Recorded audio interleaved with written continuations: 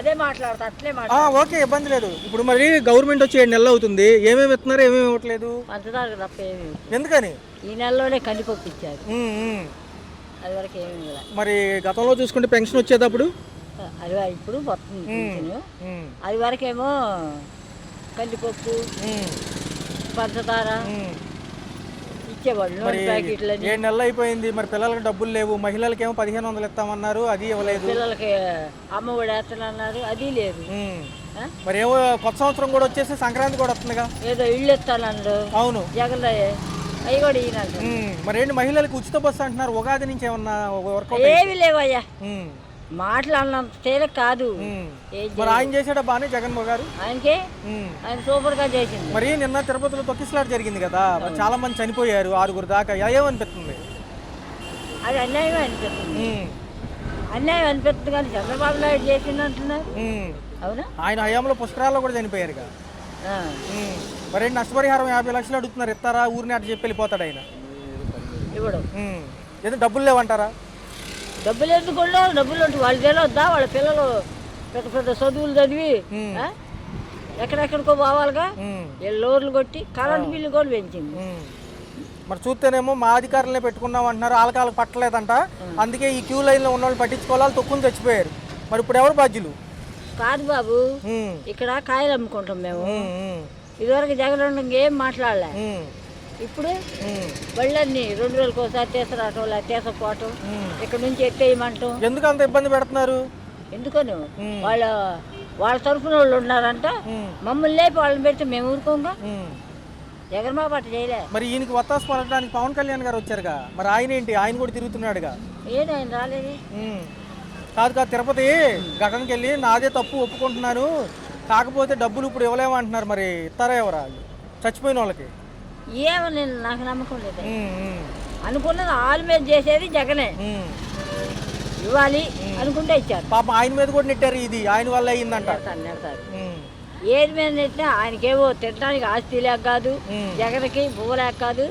వాళ్ళ నాన్నగారు చనిపోయి, నేను కాంగ్రెస్లో తిరిగెళ్ళే. వాళ్ళ నాన్నగారు చనిపోయినప్పుడు మేము కారు వేసుకొని వెళ్ళాము, ఒక 50 మంది కార్యకర్తలు కలిసి. ఇక్కడ నుంచి బాబు అడ్డు రోడ్డు వరకు ఉంది వాళ్ళ పొలాలు, వాళ్ళ తోటలు, వాళ్ళు. ఆయనకి ఎందుకు తినడానికి లేక చేసేది? తండ్రి చేసిందని చేస్తాను. మరి అన్ని ఎక్కువ ఇస్తామన్నారు, ఇస్తారా?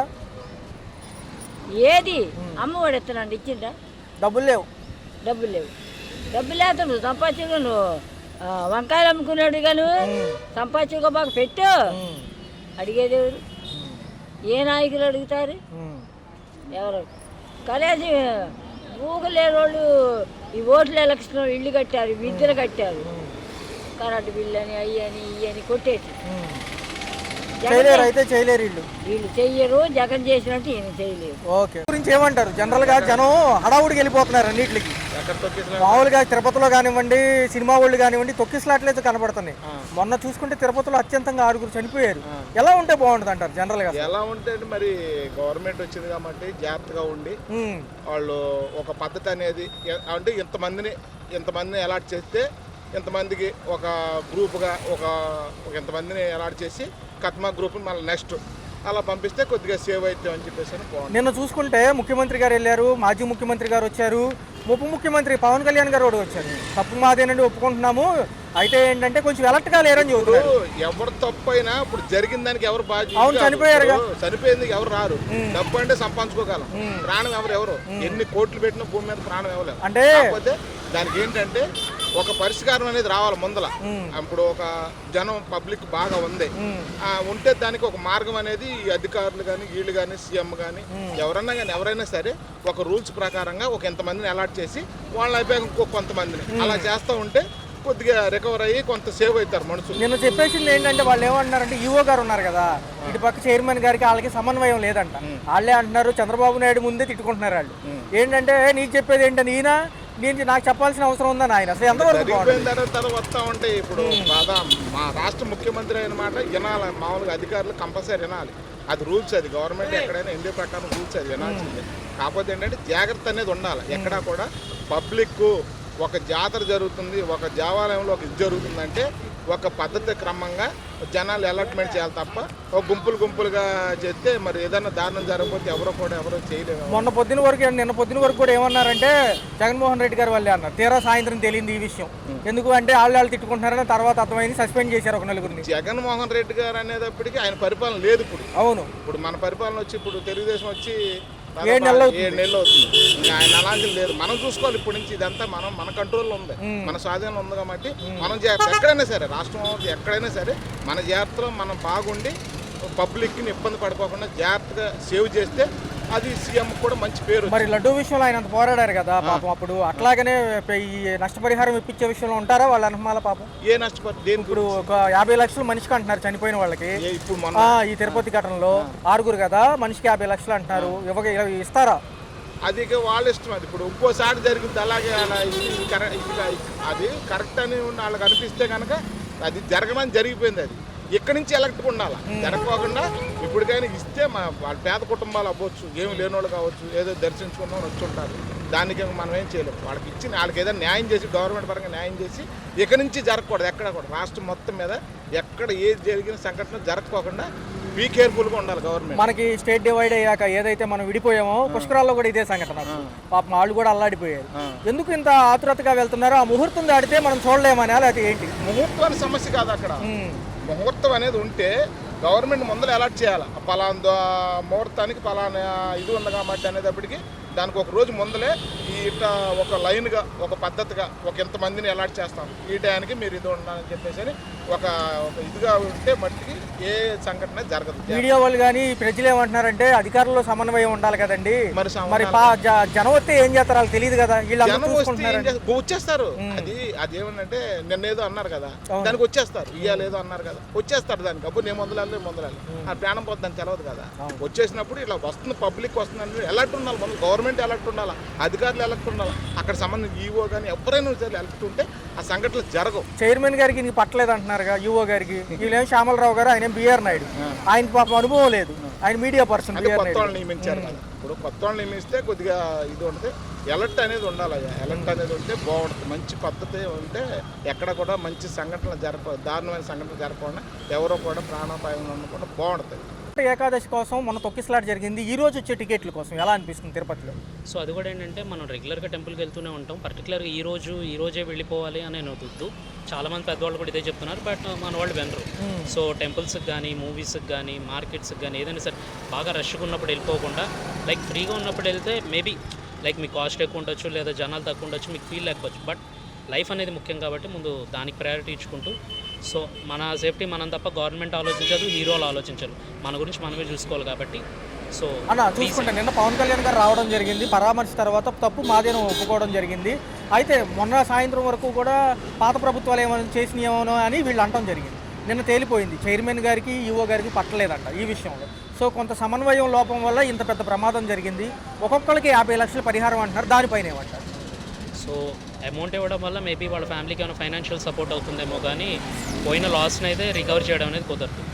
సో ఫస్ట్ ఆఫ్ ఆల్ చేయాల్సింది ఏంటంటే, అంటే చనిపోయిన తర్వాత సారీ చెప్పి నష్టపరిహారం ఇస్తామంటే సరిపోదు. అది గవర్నమెంట్ని బేస్ చేసుకుని కాదు, ఎవరైనా సరే, అది ఏ గవర్నమెంట్ అయినా సరే, ముందు నష్టం జరిగిపోయింది తర్వాత వచ్చి అమౌంట్ ఇస్తామంటే దానివల్ల ఎలాంటి యూజ్ ఉంటుంది. అసలు ఆ నష్టం జరగకుండా ముందు ప్రికాషన్స్ తీసుకుంటే ఎందుకైనా మంచిగా ఉంటుంది. సో 7 నెలలు అవుతుందన్న, ఎలా అనిపిస్తుంది? కొంచెం ఈ సమన్వయ లోపాలు సరిదిద్దే బాగుంటుంది కదా, ఎందుకని కొంచెం ఎలర్ట్గా లేరంటారు అధికారులు కూడా? I don't see any change. ఎందుకంటే ఇప్పుడు చాలా పెద్ద ఇష్యూస్ వచ్చినా సరే వాటిని చిన్నవి చేసేసి మాట్లాడిస్తున్నారు. ఇప్పుడు కూటమి అన్నారు, కానీ ఇక్కడ ఏంటంటే ఒక్కొక్కళ్ళకి ఒక్కొక్క పర్స్పెక్టివ్ ఉంటుంది. ఫర్ ఎగ్జాంపుల్ ఇప్పుడు మనం గుడ్లవెల్లర్ ఇన్సిడెంట్ తీసుకుంటే 350 మంది ఆడపిల్లల జీవితాలు.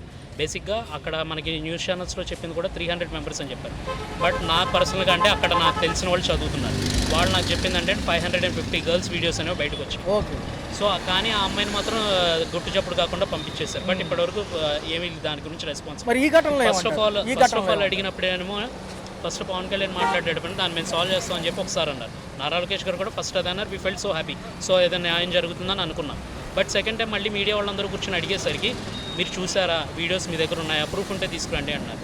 ఒక ఆడపిల్లల జీవితానికి సంబంధించిన దాని మీద అంత సెటైరికల్గా మాట్లాడడం అసలు నెక్లెస్గా మాట్లాడడం అనేది కరెక్ట్ కాదు. ఇదే విషయంలో చూసుకుంటే ఈ తొక్కిసలాట విషయం తిరుపతిలో అనిత గారు కూడా అదే అన్నారుగా, పాత గవర్నమెంటే దీనికి బాధ్యత వహించాలి, కుట్రకోణం ఉందేమో అన్నారు. అసలు నిజంగా ఉందంటారు? ఏదో తొక్కిసలాట కదా. ఇప్పుడు ఈ గవర్నమెంట్ వచ్చింది కాబట్టి ఇలా పాత గవర్నమెంట్ అంటారు, వాళ్ళు వస్తే వీళ్ళదంటారు.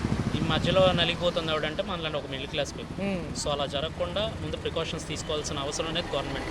ఎంతసేపు పాత గవర్నమెంట్ అది చేసింది, ఈ గవర్నమెంట్ ఇది చేసింది అని చెప్పకుండా మీరేం చేద్దాం అనుకున్నారో అది చేయండి, దేని విల్ పే హ్యాపీ. తిరుపతి ఘటన ఎలా అనిపిస్తుంది? దర్శనానికి వెళ్ళి ఇలా జరగడం ఎంతవరకు సంబంధించి? చాలా దారుణంగా ఉంది, కానీ ఈ టైంలో చిన్నపిల్లలు తీసుకెళ్ళడం కూడా కరెక్ట్ కాదు. నిన్న ముఖ్యమంత్రులు కానీ నుంచి అందరూ వచ్చారు, మాజీ ముఖ్యమంత్రులు పరామర్శించినప్పటికీ పవన్ కళ్యాణ్ గారు ఏమంటున్నారంటే అధికారుల లోపం ఉంది, తొలగిస్తాం, పోలీసుల లోపం ఉంది, హెచ్చరిస్తాము, కానీ తప్పు మాదే అంటున్నారు. ఎలా చూడాలి పాపం ఇది?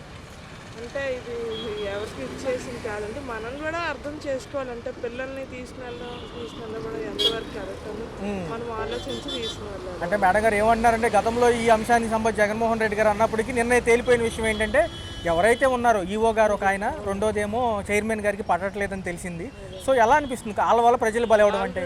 అదేనండి, వాళ్ళు కూడా కొంచెం కేర్ తీసుకుంటే బాగుండేది. మహిళ గారు హోంమంత్రి గారు ఏమన్నారంటే కుట్రకోణం ఉందేమో ఇన్వెస్టిగేషన్ అన్నారు, కానీ సాయంత్రానికి ఉండదండి, అంత కుట్ర అయితే ఉండదు. కాకపోతే మనం జాగ్రత్త పడాలి, అలాగే అధికారులు కూడా కొంచెం వాళ్ళు సరిగ్గా సెక్యూరిటీ అనేది ఇవ్వాలి. పర్టికులర్గా మేడం ఆ అంశం ఏంటంటే ఆ ముహూర్తానికి టికెట్లు దొరకవేమో, ఆ యొక్క దర్శనానికి దొరకవేమో టోకెన్స్ అని ఒకేసారి మీదకి వచ్చేసారు. ఎలా అనిపిస్తుంది? అంటే ఏంటి దాంట్లో విశిష్టత ఏంటి? ఒకసారి విశిష్టత ఏంటి చెప్పండి. అంటే కొందరు అది ఒక నమ్మకం అనమాట, ఈ టైంలో మనం దర్శనం చేసుకుంటే బాగుంటుంది ఇలా అని. సో కానీ చిన్నపిల్లలు మాత్రం తీసుకెళ్ళడం అవాయిడ్ చేయాలండి చాలా. మేడం 6 చనిపోయారు, ఒక్కొక్కరికి 50 లక్షలు అంటున్నారు, ఇవ్వగలరంటారా ప్రభుత్వాలు?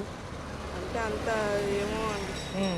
మరి ఎలా అనిపిస్తుంది? ఇది తిరిగి తిరిగి కొంచెం పొలిటికల్గా టర్న్ అయినప్పటికీ ప్రాణం పోయింది అంతే. మళ్ళీ పిల్లల్ని అయితే తీసుకురాలేను కదా. అదే మరి చూసుకుంటే కొంచెం జాగ్రత్తగా ఉంటే సరిపోయేదండి అంటున్నారు కదా. పేరెంట్స్ కూడా కొంచెం జాగ్రత్తగా వాళ్ళని కేర్గా తీసుకుంటుంటే సరిపోతుంది. తిరుపతిలో ఎలా ఉంది దర్శనాలు? కొంచెం టైం పడుతుందా? పడుతుంది, చాలా వరకు టైం పడుతుంది. Right madam, right.